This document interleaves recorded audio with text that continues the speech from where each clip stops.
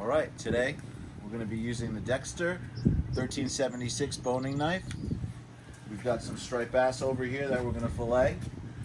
This is the #1 knife of choice for all of the mates in town when it comes to striped bass fishing.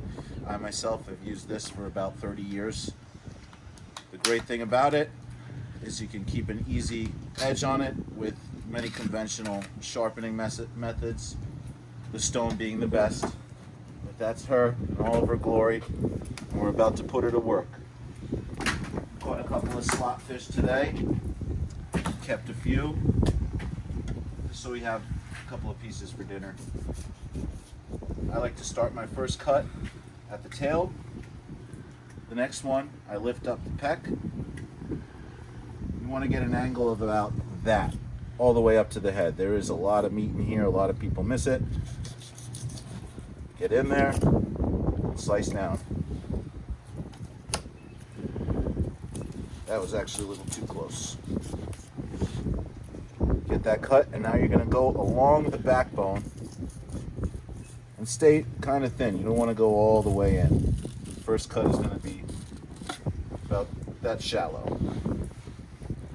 And now I start from the tail. The angle is going to be downward and scraping along the backbone.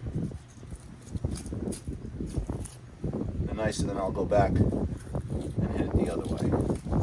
Once you've gotten through, there's the thickest part of the backbone. You got to cut up and over it. I like to get through as soon as I can. Lift up your flap of meat there and slice your way down. Dexter's make some pretty sharp knives, so if you're new at this, I highly recommend getting a fillet glove. I normally am always using a fillet glove. I don't have mine with me today. So, got our piece of fish there. We're gonna get the bones out, which are right up to about here. And you just cut on both sides of it.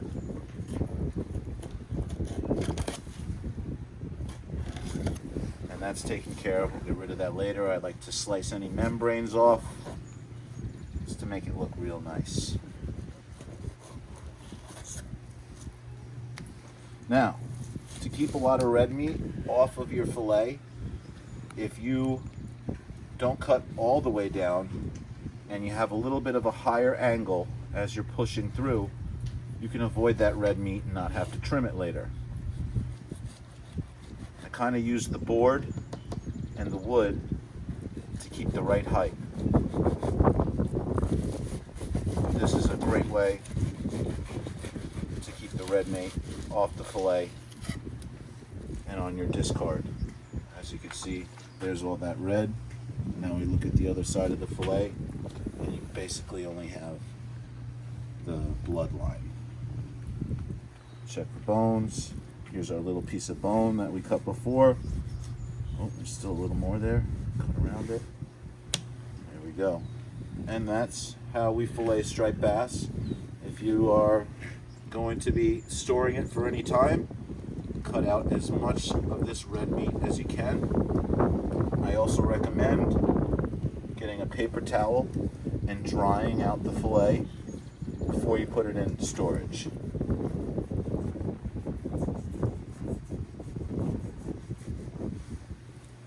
All right. We'll see you guys soon. Come visit us at Montauk Anglers Club. There's a tackle shop in a giant marina. This will be filled with boats very soon. This is only the beginning of the year.